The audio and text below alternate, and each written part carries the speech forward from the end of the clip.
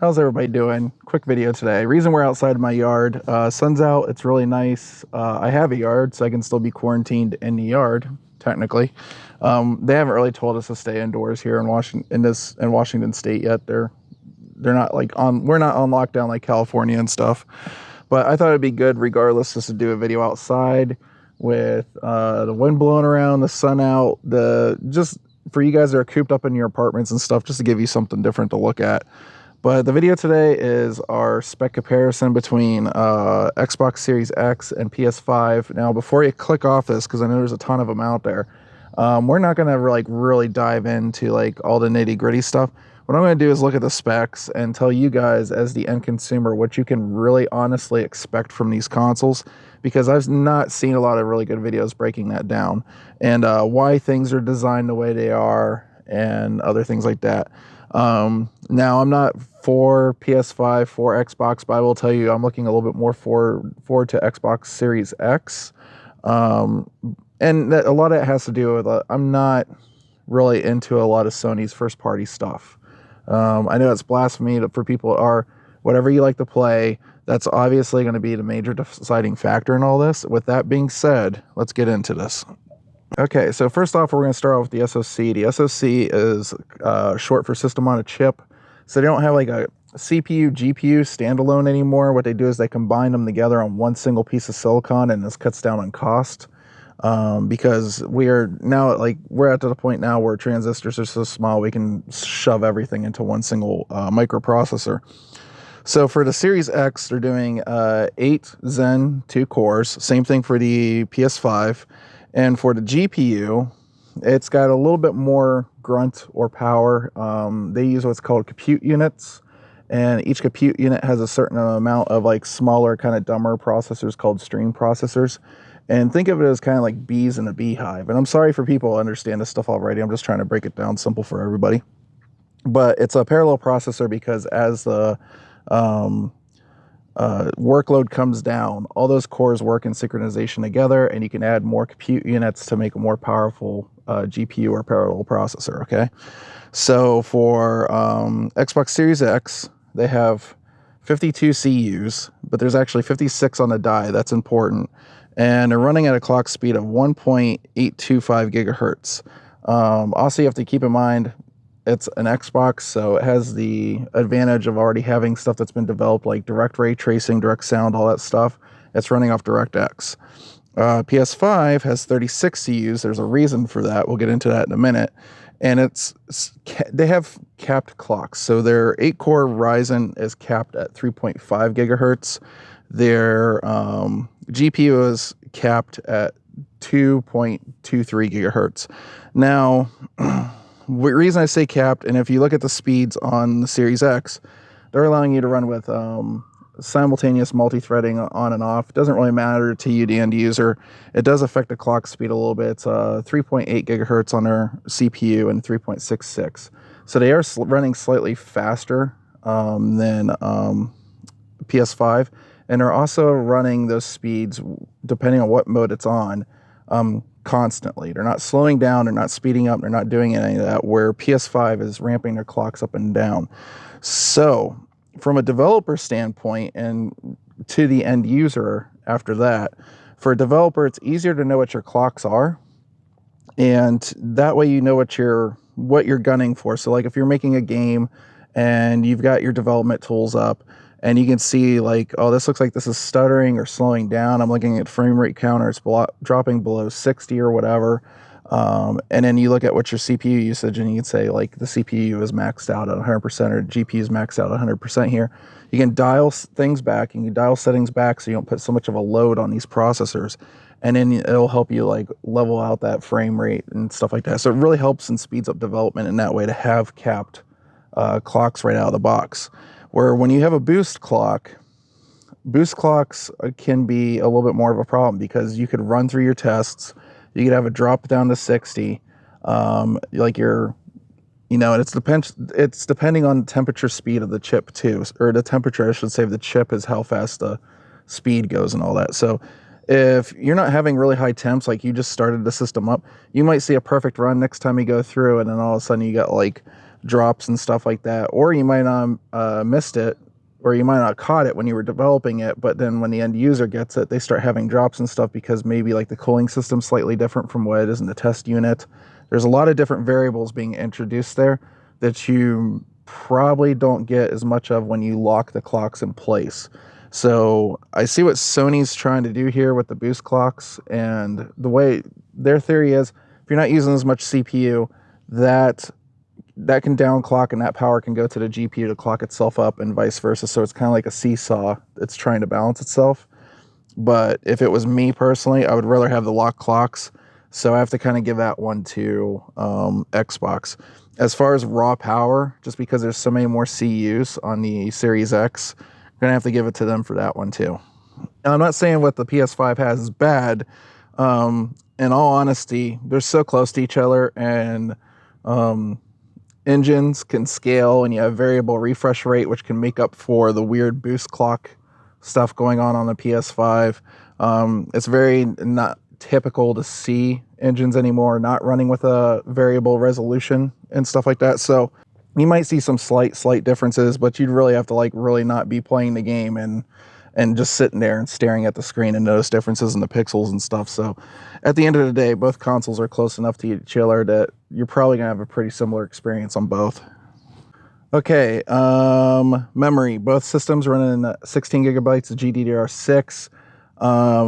PS5 is just doing 256-bit bus, and they're running it kind of like in between like the fastest speeds you see on GDDR6 and a little bit closer to GDDR5X. So they're about 460 gigabits per second, where it's a little bit of a different story on the Series X. The Series X is actually running 320-bit bus, and some of the dies are split between 1 gig and 2 gigabyte density or gigabit density dies.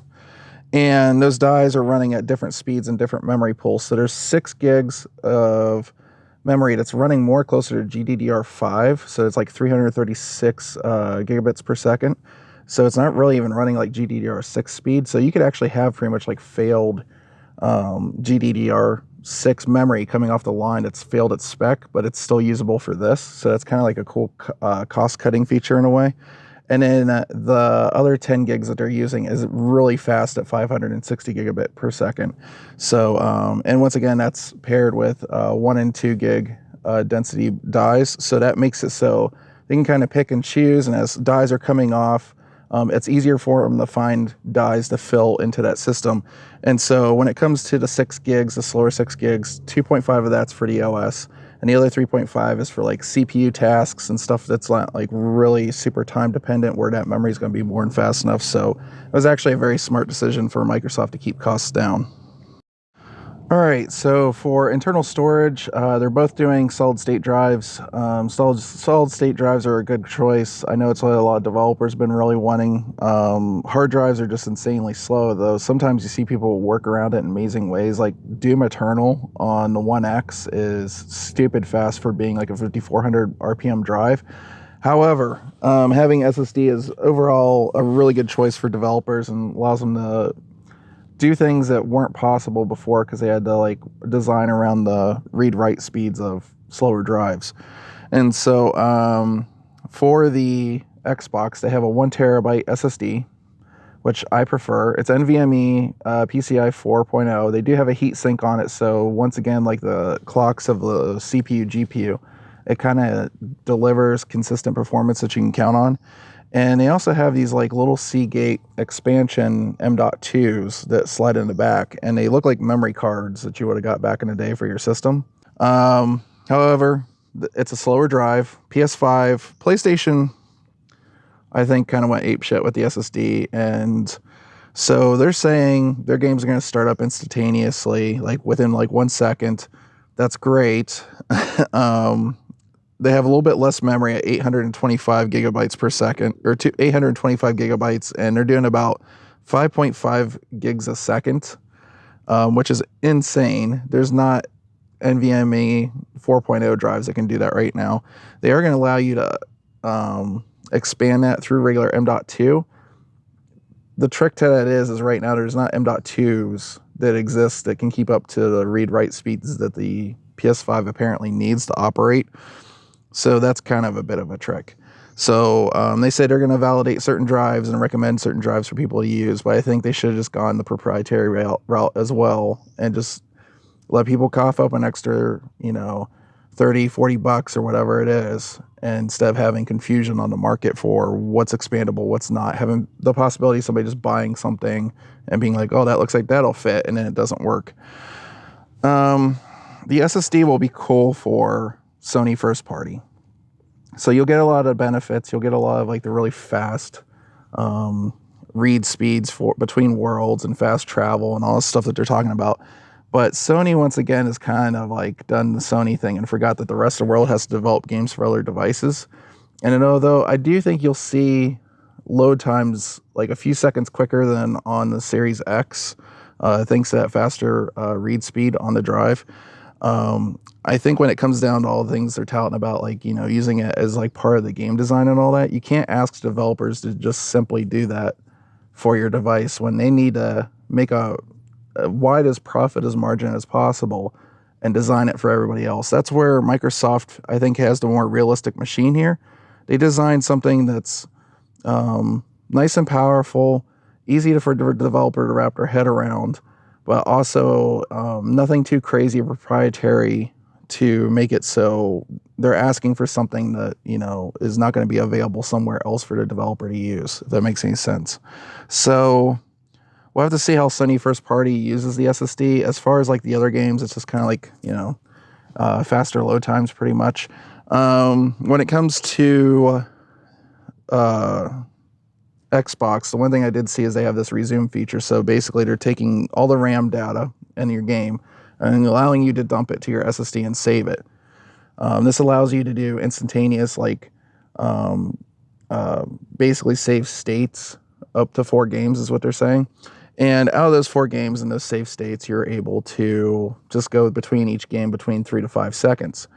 Now, the argument for Sony is that it takes them 1 second to boot, but is that 1 second to boot straight from the game with like all the credits and the menus and stuff? Because if you're going directly back to where you left off on the Xbox and it takes 3 to 5 seconds to do that as opposed to having to go through all the menus and stuff again, that seems like a more useful feature. So I'm kind of hoping Sony says something about adding something like this to their system too, because that seemed really useful to me. I really like that. And then other than that, the only other thing they state here is USB 3.2, HHD support if you want to plug in a HHD or slower SSD for like some of your older games, and 4K UHD Blu-ray on both systems. Okay, now as far as like some of the things I noticed in the design, it seems like Xbox is trying to make the Series X a little bit cheaper to manufacture in some ways. Having an SoC where it's 52 operational CUs with 56 means that they can, during manufacture, have 4 of these CUs just not work at all. So it gives them like a little bit of like headroom for failed units to still be able to put into the Xbox. So and then the clocks are like seem to be like paired back just a little bit from PlayStation. So that's probably another thing there as well. It seems like they're really confident with those Zen cores, keeping them clocked up at like 3.66 and 3.8 though. That's pretty amazing actually. As far as like what you're going to see as the end user, in all honesty, you might see very, very slight better graphics on the Xbox. That's it. Because the real thing that matters is SSDs don't mean extra performance for the GPU. Your fastest route for memory from the GPU back and forth is always going to be your RAM, not your SSD. Your SSD can like load slower assets and stuff directly to it or whatnot if need be. But the majority of what you need is going to be in the RAM, and the RAM speed's what matters. Now, I'm not saying like the RAM speed being that little bit faster on the Series X is going to make the graphics better. It's just the fact that they have so many more CUs. If they want to do ray tracing, having more CUs is going to help with that over clock speeds. The reason that Sony had to go with 36 CUs is more for backwards compatibility. They have to do it logically. So with PS4 Pro, what they did is originally they had 18 CUs, and then PS4 Pro, they doubled that up to 36 CUs. Those 36 CUs basically effectively turn half the GPU off for games that aren't Pro enhanced. And here they went with another 36 CUs because they still have to count on that sort of like electrical connection of like having like so many units put together, and for like cache and IO and all that, because that's what those games are going to be looking for. Because the difference between Xbox is you're making the games for the DirectX API, and the API is kind of like your operator, connecting you to the other person on the phone line. Well, in this case, like DirectX is connecting the games to the GPU. So you're actually making your calls to DirectX, and then DirectX goes and translates that to the GPU to tell the GPU what to do. Because they can do that, they can swap that GPU underneath the DirectX layer at any point to be something different, and it can still operate fairly easily. Where there's games on the PS4 or PS4 Pro that are talking directly to the metal or to the chip, and when the chip changes all of a sudden, it doesn't have that easy ability to just go, oh, okay, you're a different chip, I can do this. So that's part of the reason why they're doing 36 CUs, is to have it logically kind of work out. They're still saying only like 100 games are going to work day one, so that's a little weird, because I would think they would all work if they're going this route. The other thing possibly about this, and the thing I like that Microsoft's been doing, is like I've been playing Red Dead Redemption at 4K because they updated it from the 360 version. You could just own the 360 version still, throw it in your Xbox One X, and you get that update for free. You don't have to pay anything extra to have it work that way. I'm assuming it's going to be that way for PS4 games, but because of the way that they're doing it, it's probably not going to run any better than it would on the PS4, or if it had a PS4 Pro version, it's not going to run any better than it would on PS4 Pro. You're not going to see like updates or stuff like this, like Microsoft's doing, like Gears of War Ultimate, like making it run at 4K on the Series X. You're not going to see those improvements. So I understand why Sony has to do it that way, and they're always going to be kind of, if they want to keep making stuff backwards compatible, they're always going to be kind of caught in this loop of trying to figure out how to do that when they're designing the chip, or Xbox or Microsoft's not caught that way because they have DirectX to translate that. So anyways, I hope this helps you guys out a little bit. I'm not really for one or the other. I hope all video game consoles and systems and games and developers do really well out there. And but I do think the Series X seems to be right now what we know about it, a little bit more smartly designed. Everything else is hearsay until it's not. We don't know what the PS5 looks like. We don't know if they still have the plans to support all the other PlayStations and backwards compatibility or whatnot, or how they're going to do that. But so far from what I'm seeing, it seems like Microsoft put a little bit more thought into it this time. But at the end of the day, also from what I'm saying, I don't think you're going to have this like wide gap or difference between games on one or the other. I just don't see it. I do see it, maybe. It depends. It really depends. I'd like to see PlayStation just say, at least like their first party games, if you buy it on PS4, you don't have to worry about backwards compatibility, because they'll just have a PS5 version. It just moves it over for you. But so I hope they follow Microsoft in that suit. But other than that, they both look really good. You should be really excited if you're looking forward to the new consoles. I'm waiting to see what the newer Switch, which will probably be out in like 2021, 2022, early 2022. God, that's hard to say, isn't it? But anyways, if you guys like this video, I know it's a little long one, thumbs up, all that fun stuff. I'm probably going to get sunburned now for making it here for so long, but I figured it'd be nice to give you guys a little bit of different background. And yeah, I'll just close my tablet, go inside, edit this, and I will see you guys in the next video. Later.